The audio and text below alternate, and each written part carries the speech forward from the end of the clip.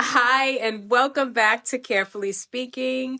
I am your host, Dr. Jamila Brown, and if this is your first time here, well, I'm very excited for you, and I'm very glad that you found your way to this space because I think that you're going to get something out of it.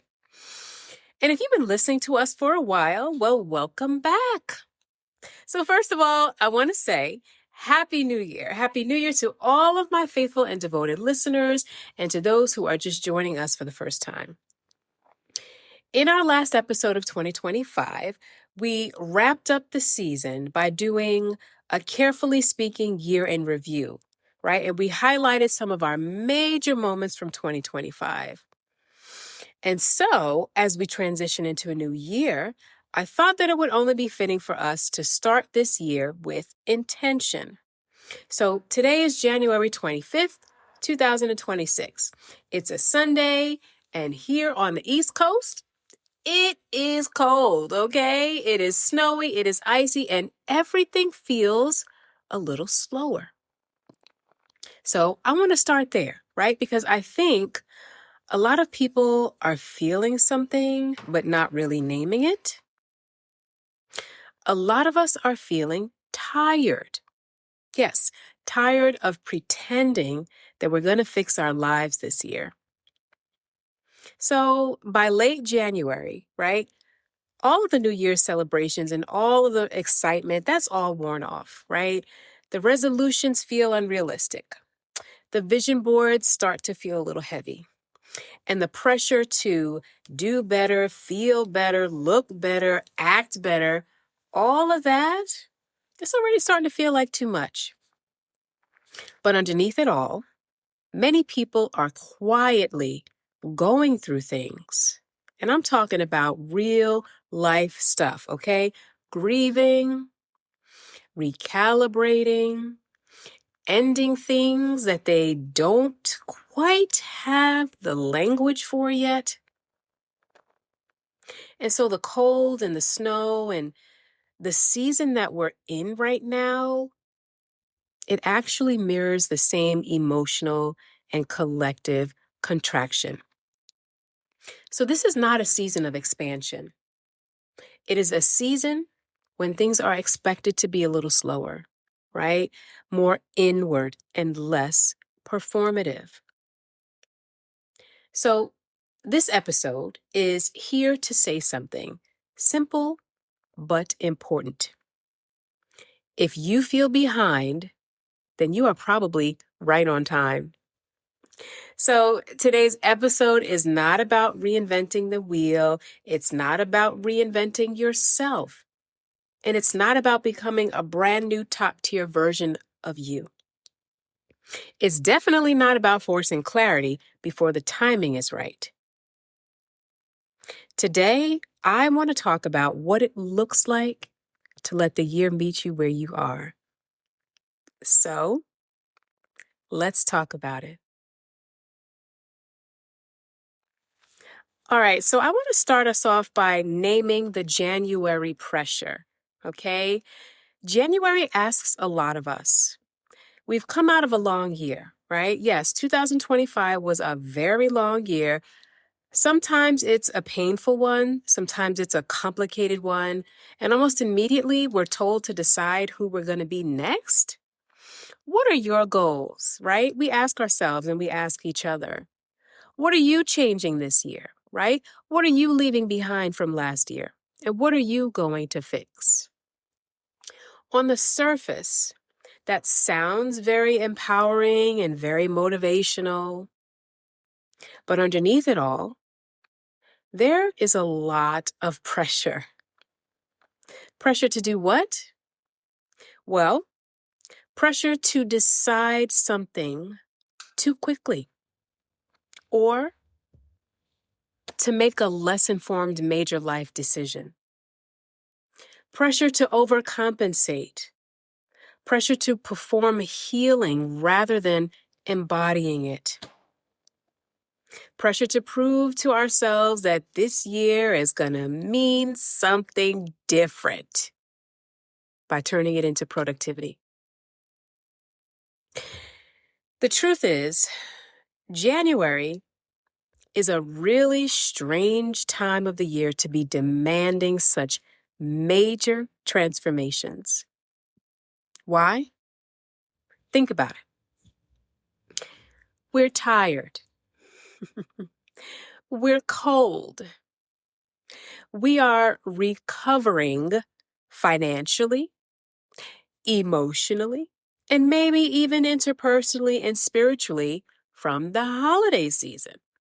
And we're anticipating, and we're still carrying things that we didn't even get to name yet. I'm talking about the grief, the disappointment, the losses, the lessons learned from the past year that we haven't even metabolized or digested yet. So if you're feeling behind, if you're feeling unmotivated, if you're feeling stuck or just unsure about what to do different this year, I want you to hear this clearly. That doesn't mean you're failing. Probably it means that you're being honest with yourself, and that is okay. So now I want to honor the fact that not everything needs fixing. Because one of the biggest lies and misconceptions that we tell ourselves, and they're even sold to us at the beginning of the year, right? And that's that everything needs to be fixed. And what do I mean by everything? Well, I mean our productivity. I mean our habits. I mean our bodies, our relationships, our emotions, and our boundaries. And I want to gently push back, right? And I want to challenge that a little bit because not everything needs fixing all at once. Yes, it's true. Some things need more understanding and more attention, right? Some things need more time and more grounding. And some things need more care. Some things just need to be released. Not because we didn't try hard enough, but because they were never within our locus of control. Now, I'm telling you, there is a difference between growth and self-pressure. There is a difference between intention and urgency. And when we start to confuse the two, that's when we end up making decisions that we can't live up to. Not because we're undisciplined, but because those decisions were never actually rooted in reality, right?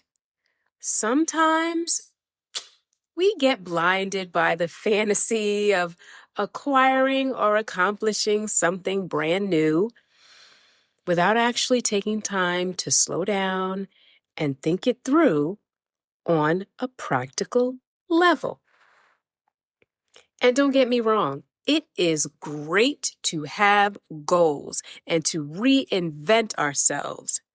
But when that reinvention happens without intention, when it happens just to check off another box, that's when we start to see that those things are falling quietly out of alignment.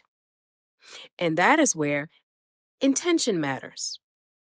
So intention, it asks us to be honest about what we actually have the capacity for. While, on the other hand, control, that tries to force the outcomes before we're actually ready. So remember, intention is about alignment and pacing. Control is fear and urgency. And when we confuse those two, that's when the water starts to get murky and muddy, and we end up exhausting ourselves instead of moving forward. So I want to talk a little bit more about intention versus control because I've been thinking a lot about this idea. Intention says, this is what really matters to me. This is what I need to be healthy and to live a sustainable life. This is what I am willing to cultivate and tend to. This is what I want to move towards slowly and honestly. But on the contrary, control says, if I decide hard enough, if I make a cold and hard decision about this, then everything will go as planned and nothing unexpected will ever happen. If I strategize and plan long enough, then I won't ever feel discomfort. If I change things fast enough, then I won't have to sit with my uncertainty. In January, that tends to reward control a lot more, but not intention. And the reality is that life just doesn't work like that, right? Life is not so linear. It doesn't move in straight lines. Sometimes life moves in loops. It circles back to us. It expands and it contracts. It shifts. It responds. It unfolds. And sometimes the most grounding thing that we can do is stop trying to outrun life, right? Stop trying to outpace it. Stop trying to speed things up and let life meet us where we're at. All right, so now I want to talk about something that's called the sacred pause, right? And I want to name this because it doesn't get talked about enough, especially in wellness spaces. Now, there is such a thing as a sacred pause. And you may be wondering, what does that mean, right? So a pause is about listening. It's about paying attention to what is coming up without immediately trying to solve it. It's about noticing patterns instead of reacting to them. And it's about allowing clarity to arrive instead of chasing it. A sacred pause is not passive. It's intentional. It's an active decision to slow down long enough to actually hear yourself think, to feel, and to respond appropriately. Now, there are some seasons that are really good for action, right? And some seasons are good for observation. And January, especially late January, is definitely a season of observation. This is the time when you start to look around and you notice what you're tired of. You notice what keeps resurfacing for you, emotionally, spiritually. You notice what no longer fits you, physically and mentally. Now, I'll tell you, I literally just did this myself, okay? Last week, I was going through my closet and I was just clearing out some things that no longer suited me, right? Some pieces didn't fit my current style or my taste, and others I just hadn't worn in over 2 years. And they were just taking up some unnecessary space and creating just a lot of mental clutter for me. And that's an example, a small scale example of how often this season may show up for some of us, not always in a dramatic moment, but in a quiet realization. And this is the season when we start to examine what feels too heavy for us to carry when we think about sustaining it for another year. Not just the things that are uncomfortable, but really what is sustainable.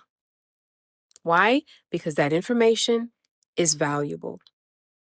It is data. It is wisdom. It is maturity and spiritual growth. But it doesn't need to be rushed into right away, and it also doesn't deserve to be ignored. So the sacred pause, it asks us to hold what we're noticing with care, long enough to understand it before deciding what comes next. And pressure starts to show up when we don't pause.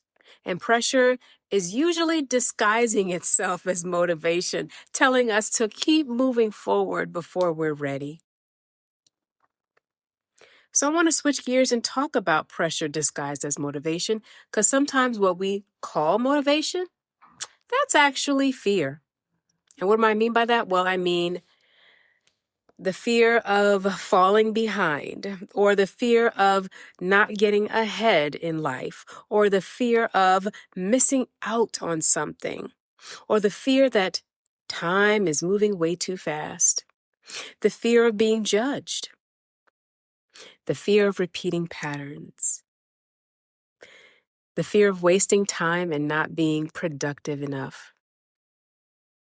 So instead of making grounded choices, we make overpromises to ourselves and sometimes even to other people.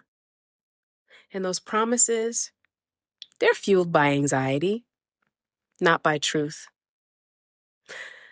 Promises that sound good in the moment, but don't actually reflect our capacity. And then, when we can't maintain those promises, we turn inward like the hermit and we internalize it as failure.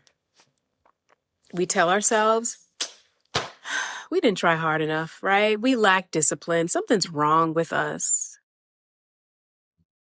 But here's the thing. Any decision that is made under pressure, it rarely lasts. Why?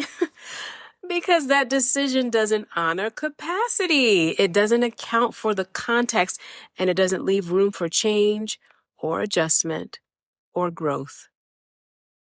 And you don't need to punish yourself for that. You don't need to shame yourself for responding to pressure the way that some people do. You just need to listen, right? Listen to it. Because pressure is information, not a mandate. And that's exactly why this season is not about forcing movement. Instead of letting pressure decide for us, this is an invitation to let the year meet you where you are. All right, so now I want to talk about what it means to let the year meet you where you are, because that is the title of our episode today. So what does it mean? It means allowing yourself to begin this year without a performance, without the need to prove that you're doing enough, healing fast enough, or moving forward in the right way. It means acknowledging what you genuinely have the energy for and what you don't. Not what you wish you had the energy for, not what you think you should be able to handle, but what is actually available to you right now. It means choosing honesty over ambition, choosing alignment over urgency, and giving yourself the permission to move at a pace that does not cost you or your well-being. It means being able to say, without shame, this is what I can carry right now. This is what I need to stop forcing. This is what I am willing to take on one step at a time. And it also means accepting the fact that some things are just going to unfold as you go. Not because you failed to plan enough, but sometimes life just requires responsiveness. Clarity, that often comes through movement and not before it. And because flexibility is a form of wisdom, it's not a lack of commitment. So letting the year meet you where you are, that is a relationship, right? Why? Because it's asking you to listen. It's asking you to adjust, and it's asking you to trust, not to apply pressure or to seek perfection. Those are all things that are good qualities of a healthy relationship. And so this year, instead of resolutions, I want to offer you a few reflections, right? Not tasks, not goals, just invitations. And you can sit with these. You can talk about them amongst your colleagues or your friends or your family. You can journal about them, or you can just hold them. But I have 4 things that I want you to think about as you start to reorganize your year. Number 1, what's one thing you don't need to fix right now? So when I think about this, I think about the person who every Sunday night is convincing themselves that if they just organize their calendar a little bit better, then this week is going to feel better, right? So they color code their schedules, they set new alarms, they tell themselves this is finally going to be the week where I get it all together. But the truth is, their life is not actually chaotic. They're just tired. They've been pushing through work, pushing through family obligations, pushing through all of the emotional weight without having a real break. And what doesn't need fixing is their time management. What needs attention is the fact that they have not actually rested. Number 2, what's one thing that you are ready to stop explaining or justifying? Now, when I think of this person, I think of the person who says no and then immediately sends a follow-up text explaining why. I'm exhausted. I've been running around all week. The kids have been a lot. I still have a laundry to do, yada, yada, yada. They're not explaining the reason. They're explaining because they feel guilty for choosing themselves.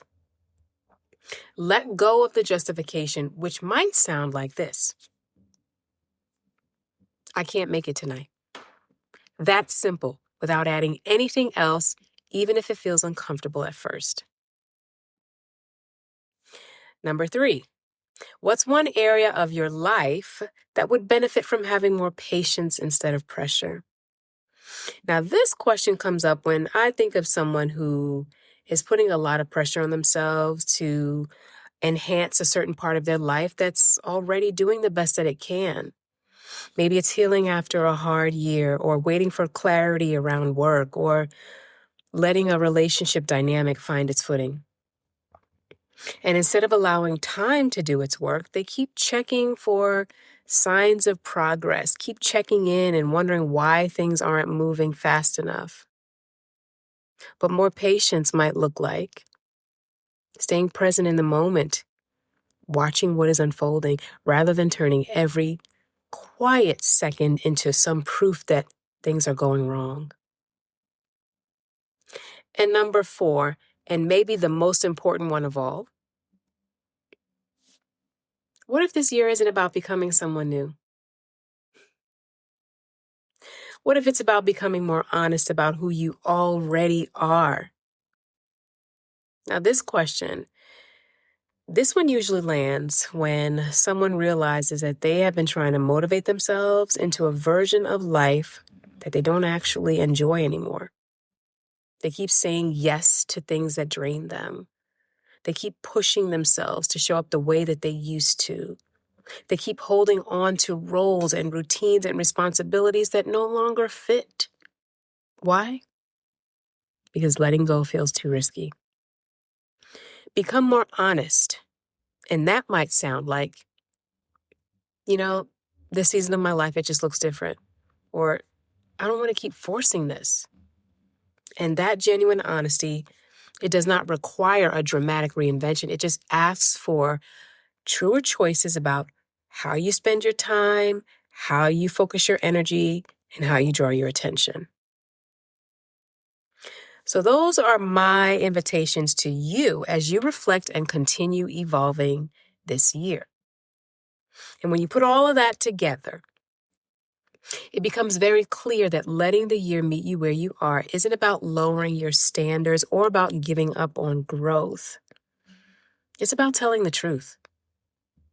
The truth about your energy, your limits, and what this season of your life actually looks like. It's choosing to stop fixing what isn't broken. It's about releasing the need to explain yourself, giving time what it needs instead of rushing it, and allowing honesty to guide you more than pressure. And maybe that's enough for now. Maybe that's the work. Okay, y'all. So we are about to wrap this thing up and set the tone for the year, right? Now, I've given you a lot of information today, but I have to practice what I preach, right? I gave you a lot of things to reflect on, and I want to model this with transparency. So, as I step into this new year, carefully speaking, I'm moving into it more intentionally. What does that mean? Well, it means monthly episodes, right? It means more visual presence. And it means more space for integration of the meaningful work that we're all doing together. And I want to slow things down, not because I have less to say, but because I want to say what's actually settled. And if you're listening to this or watching this and feeling like you don't have answers yet, I want you to know something. You're not behind. You're exactly where you need to be. Why? Because you're listening and you're watching and you're noticing and you're allowing. And sometimes that's the most important work that there is. So instead of rushing and pushing ourselves to meet the year with new expectations and new deadlines, maybe we can let the year meet us right here where we are, with curiosity, with openness, with genuineness, with honesty and truth, and with care. So I thank you all for being here, and I'll talk to you again soon. Bye now.